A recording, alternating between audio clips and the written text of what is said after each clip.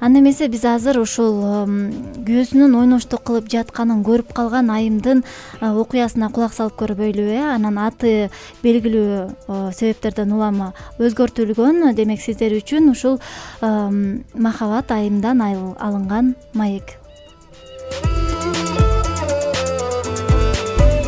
Менин 3 балам бар. 34 жаштамын. Жолдошум менен бирге жашайм. Махабат айым, ушул сизден бир жолу угуп калдым эле да, эс алып жүргөндө жолдошуңуздун ойноштук кылып жатканын көрүп калгансыз. Ошол учурда сиз кандай абалда болдуңуз эле? Албетте эң биринчи ачуум келген. Күйөөмдү ошол жерден карман албай чапкылап жибердим эле. Көрүп калганда биринчи аяшымды чакырайын дедим. Аяшыңызды эмне үчүн чакырдыңыз? Мен ошо жалгыз неметкенден корктум. Ошол мени көргөндө наоборот мага жини келип эмне кылып ийет деп коркуп, анан аяшымды чакырдым.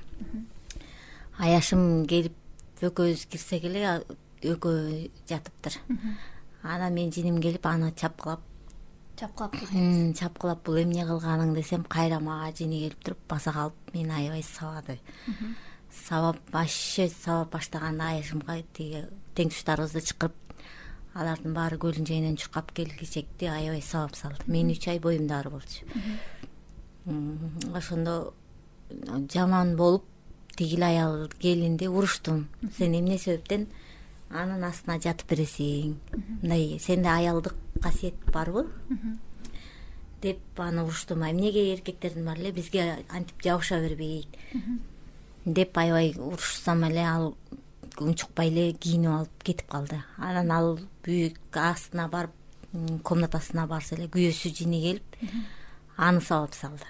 Аны сабап, анан кайра мага тең туштарыбыз келсе күйөөм болбой тырмышып, мага жабышып, жийинденип, кайра сабап болбой.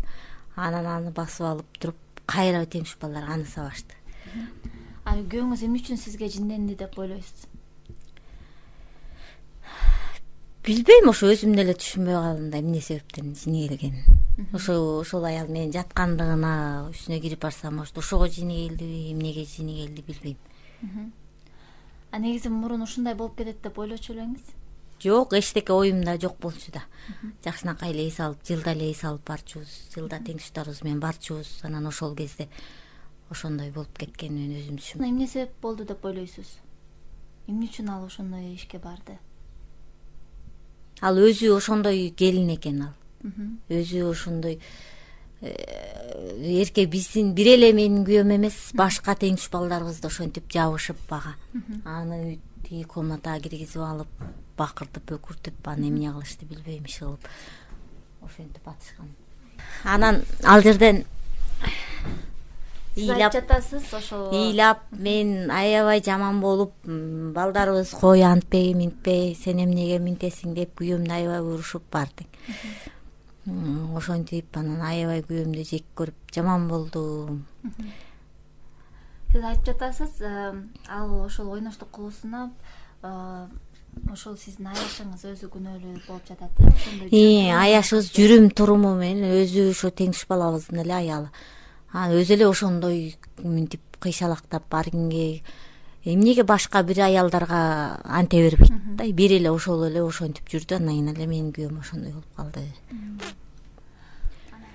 Мынакей угармандар, бул ушул ойноштук учуруна кабылган бир айымдын окуясы болду. Анан өзүңөр уккандай эле ушул кээде айымдар да өзүлөрү күнөөлүү деп айтып жатат да. Анан бул да болсо бир четинен чындык.